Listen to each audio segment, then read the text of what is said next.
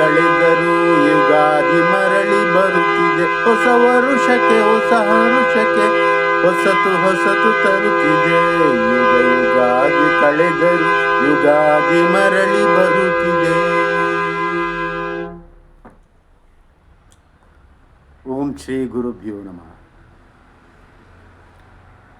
ಇಂದು 2026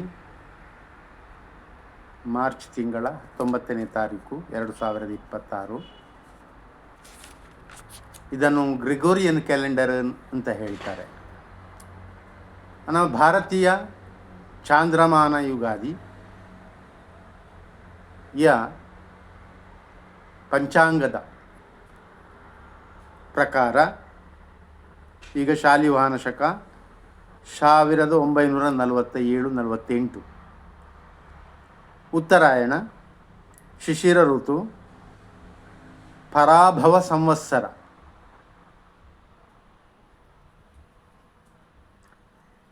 ಪಾಡ್ಯ, ಯುಗಾದಿ ಪಾಡ್ಯ, ತಿಥಿ ಪಾಡ್ಯ, ಗುರುವಾರ.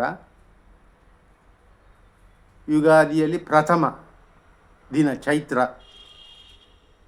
ಮಾಸ ಆರಂಭದ ದಿನ, ಯುಗಾದಿಯ ಆರಂಭದ ದಿನ ಚೈತ್ರ ಮಾಸ ಕೂಡ ಅಮಾವಾಸ್ಯೆ ಆಗಿರ್ತದೆ. ಇವತ್ತಿನ ನಕ್ಷತ್ರ ಉತ್ತರ ಭಾದ್ರ. ಯುಗಾದಿ ಅಂತ ಹೇಳುವ ಹಾಗೆ ಯುಗದ ಆದಿ ಅಂತ ನಮ್ಮಲ್ಲಿ ಹೇಗೆ ಪ್ರಾರಂಭ ಆಗಿದೆ ಅಂತ ಅದರ ಬಗ್ಗೆ ಇನ್ನೂ ಅದರ ಅಧ್ಯಯನ ಮಾಡಬೇಕಾಗಿದೆ. ಯುಗಾದಿ ಹೇಗೆ ಪ್ರಾರಂಭ ಆಯಿತು, ಎಲ್ಲಿಂದ ಪ್ರಾರಂಭವಾಯಿತು, ಅದಕ್ಕೆ ನಮ್ಮ ಹಿಂದೂ ಧರ್ಮ, ಸನಾತನ ಧರ್ಮ ಹೇಗೆ ಪ್ರಾರಂಭ ಆಯಿತು, ಹೇಗೆ ಅದೊಂಥರ ಬೆಳೀತಾ ಬಂತು. ಅದು ಒಬ್ಬರು ಮಾಡಿದ್ದಲ್ಲ, ಸಾರ್ವತ್ರಿಕವಾಗಿ ಸಮಾಜದಲ್ಲಿ ಸನಾತನ ಧರ್ಮ, ಹಿಂದೂ ಧರ್ಮ ಹಾಗೆ. ಪ್ರಥಮವಾಗಿ ನಾನು ಗುರು ಹಿರಿಯರಿಗೆ, ಮಾತೆಯರಿಗೆ, ಬಂಧು ಮಿತ್ರರಿಗೆ, ಪುಟ್ಟ ಪುಟ್ಟ ಮಕ್ಕಳಿಗೆ, ಕಿರಿಯರಿಗೆ ಎಲ್ಲರಿಗೂ ಯುಗಾದಿಯ ಶುಭಾಶಯಗಳನ್ನು ಅರ್ಪಿಸ್ತಾ ಇದ್ದೇನೆ, ಹೇಳ್ತಾ ಇದ್ದೇನೆ. ಎಲ್ಲರಿಗೂ ಯುಗಾದಿಯ ಶುಭಾಶಯಗಳು. ನನಗೆ ಈ ದಿವಸ ಸ್ವಚ್ಛತೆ ಮತ್ತು ಆರೋಗ್ಯದ ಬಗ್ಗೆ ಮಾತಾಡಲಿಕ್ಕಿದೆ.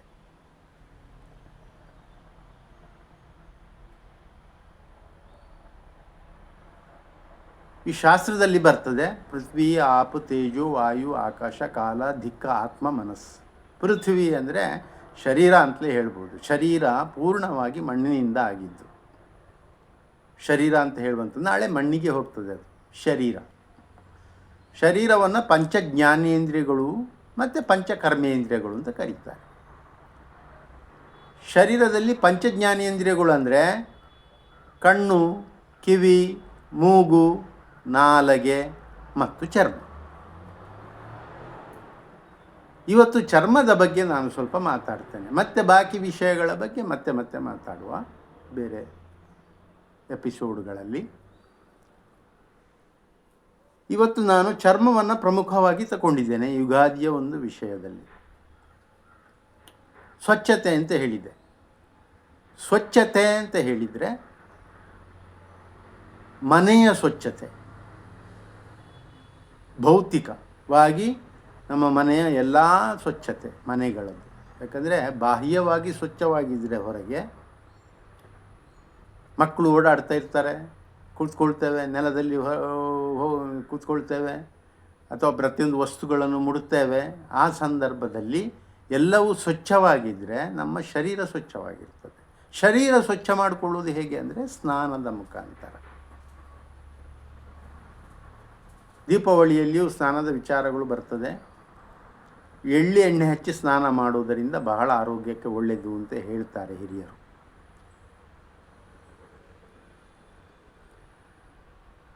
ಸ್ನಾನ ಮಾಡುವಾಗ ಯಾವ ನೀರು ಒಳ್ಳೆಯದು ಅಂತ ಹೇಳಿ ಇಲ್ಲಿ ಪ್ರಶ್ನೆ. ಸ್ನಾನ ಅಂತ ಬಂದಾದ ಕೂಡಲೇ, ಯಾಕೆಂದರೆ ಸ್ವಚ್ಛತೆಯ ಬಗ್ಗೆ ಮಾತಾಡುವಾಗ ಮೊದಲು ಬರುವುದೇ ಸ್ನಾನ, ಶರೀರಕ್ಕೆ ಸ್ನಾನ, ಶರೀರ ಸ್ವಚ್ಛ ಆಗಬೇಕು. ತಣ್ಣೀರು ಒಳ್ಳೆಯದು ಅಂತ ಹೇಳ್ತಾರೆ. ಆದರೆ ನಾನು ಹೇಳ್ತೇನೆ, ಈ ಟ್ಯಾಂಕಿಯಲ್ಲಿ ಅಥವಾ ಎಲ್ಲಿಯಾದರೂ ಸಂಗ್ರಹ ಮಾಡಿಟ್ಟ ನೀರು ವಾತಾವರಣಕ್ಕಿಂತ ತಂಪಾಗಿರ್ತದೆ. ಅಥವಾ ಚಳಿಗಾಲದಲ್ಲಿ ಅಂತೂ ಅದು ತುಂಬ ತಂಪಾಗಿರ್ತದೆ. ಅದನ್ನು ಸ್ನಾನ ಮಾಡೋದು ಅದು ಅಷ್ಟು ಒಳ್ಳೆಯದಲ್ಲ. ನದಿಯ ನೀರು, ಬಾವಿಯ ನೀರು, ಅದು ಭೂಮಿಯ ಸ್ಪರ್ಶದಿಂದ ಸ್ವಲ್ಪ ಅದು ವಾತಾವರಣದ ಇದರಲ್ಲಿ ಬಿಸಿಯಾಗಿರ್ತದೆ. ಅದು ಎಷ್ಟು ಬೇಕೋ ಅಷ್ಟು ಬಿಸಿಯಾಗಿದೆ ನಮ್ಮ ಶರೀರಕ್ಕೆ. ಅದರಿಂದ ಸಮಸ್ಯೆ, ತೊಂದರೆಗಳು ಯಾವುದು ಬರುವುದಿಲ್ಲ ಆರೋಗ್ಯ ದೃಷ್ಟಿಯಲ್ಲಿ. ಹಾಗೆ ಅತಿಯಾದ ಬಿಸಿ ನೀರು ಕೂಡ ಒಳ್ಳೆಯದಲ್ಲ. ಅದು ನಮ್ಮ ಕೂದಲು, ದೃಷ್ಟಿ, ನಮ್ಮ ಬಲ, ಯಾಕಂದರೆ ನೀರಿನಿಂದ ಒಂದು ರಕ್ತ ಸಂಚಾರ ಆಗಿ ನಮಗೆ ಬಲ ಕೂಡ ವೃದ್ಧಿಯಾಗ್ತದೆ ತಣ್ಣೀರಿನಿಂದ. ಹಾಗೆ ಬಿಸಿಲಿನಿಂದ ಕೂಡ ಸಂದರ್ಭ ಬಂದಾಗ ಉಗುರು ಬಿಸಿ ನೀರು, ಅತಿಯಾದ ಬಿಸಿ ನೀರು ಅಲ್ಲ. ಮತ್ತು ಹಳ್ಳಿಗಳಲ್ಲಿ ಕೆಲವು ಕಡೆ ಈ ಉತ್ತರ ಕರ್ನಾಟಕ ಎಲ್ಲ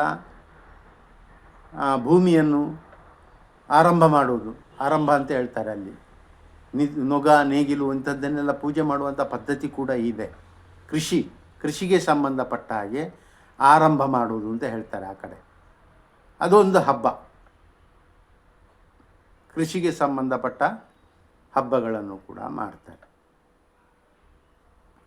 ಹಾಗೆಯೇ ಆರೋಗ್ಯದ ಸಂಬಂಧಪಟ್ಟ ಬಗ್ಗೆ ಹೇಳಿದೆ, ಸ್ವಚ್ಛತೆಯ ಸಂಬಂಧಪಟ್ಟ ವಿಷಯಗಳ ಬಗ್ಗೆ ಹೇಳಿದೆ. ಆಹಾರ ಕೂಡ ಬೇವು ಬೆಲ್ಲ ಅಂತ ಹೇಳ್ತಾರೆ. ಬೇವು ಕಹಿ, ಬೇವು ಕೂಡ ಒಳ್ಳೆಯದೆಲ್ಲ ದೃಷ್ಟಿಯಲ್ಲಿ. ಚರ್ಮ ರೋಗಕ್ಕೆ ಗಾಯ ಆದರೆ ಬೇವಿನ ಎಣ್ಣೆಯ ಇದನ್ನು ಹಚ್ಚುತ್ತಾರೆ. ಗಾಯ ಆದರೆ ಎಲ್ಲ ಚರ್ಮಕ್ಕೆ ತೊಂದರೆ ಆದರೆ ಅದರ ಬೀಜದ ಎಣ್ಣೆ. ಬೆಲ್ಲ ಅಂದರೆ ಸಿಹಿ.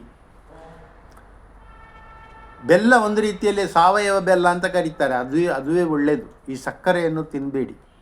ಸಕ್ಕರೆ ಒಂದು ರೀತಿಯಲ್ಲಿ ವಿಷ. ಅದಕ್ಕೆ ಬಿಳಿ ಆಗಲಿಕ್ಕೋಸ್ಕರ ಏನೇನೋ ವಸ್ತುಗಳನ್ನು ಹಾಕ್ತಾರೆ. ಇನ್ನೊಂದು, ಸಕ್ಕರೆ ಹೆಚ್ಚು ತಿಂದರೆ ನಮ್ಮ ದೇಹದಲ್ಲಿರುವ ರಕ್ತ ದಪ್ಪ ಆಗ್ತದೆ, ಹೆಪ್ಪು ಕಟ್ತದೆ ಅಂತ ಹೇಳುವಾಗ ದಪ್ಪ ಆಗ್ತದೆ. ಕ್ರಮೇಣ ಮತ್ತೆ ನಮಗೆ ಆ ರೋಗಗಳು, ಸಿಹಿಮೂತ್ರ ರೋಗ ಇಂಥದ್ದೆಲ್ಲ ಬರ್ತದೆ. ಇದು ಕೇವಲ ಸಕ್ಕರೆ ಬಹಳ ಕೆಟ್ಟದ್ದು.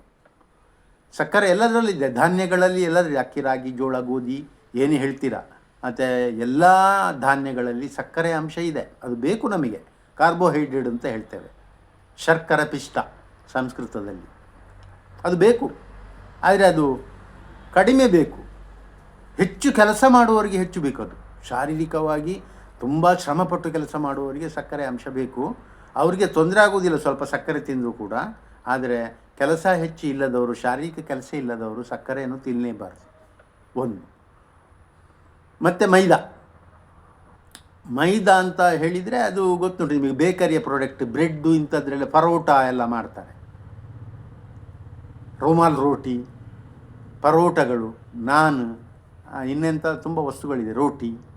ಇದೆಲ್ಲ ನಿಜವಾಗಿ ಇದು ನಮ್ಮ ಶರೀರಕ್ಕೆ ಬೇಡವೇ ಬೇಡ. ನಿಜವಾಗಿ ಅಗತ್ಯ ಇಲ್ಲ, ಒಳ್ಳೆಯದಲ್ಲ ನಮಗೆ ಆರೋಗ್ಯದ ದೃಷ್ಟಿಯಿಂದ ಹೇಳೋದು. ಯಾಕಂದರೆ ಹಬ್ಬ ಮಾಡುವಾಗ ಆಹಾರಗಳಲ್ಲಿ ಏನು ಸಮಸ್ಯೆ, ಏನು ತೊಂದರೆ, ಇದನ್ನು ಕೂಡ ತಿಳ್ಕೊಳ್ಬೇಕು.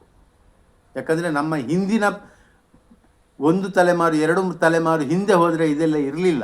ಆಗಿನ ಆಹಾರ ಪದ್ಧತಿ ಬಹಳ ಒಳ್ಳೆಯದಿತ್ತು. ಅವರಿಗೆ ದೀರ್ಘಾಯುಷ್ಯ ಇತ್ತು, ಉತ್ತಮವಾಗಿ ಆನಂದವಾಗಿ 80, 90, 100 ವರ್ಷದವರೆಗೆ ಬದುಕ್ತಾ ಇದ್ರು. ನಾವು ನೋಡ್ಬೋದು ಅದನ್ನು.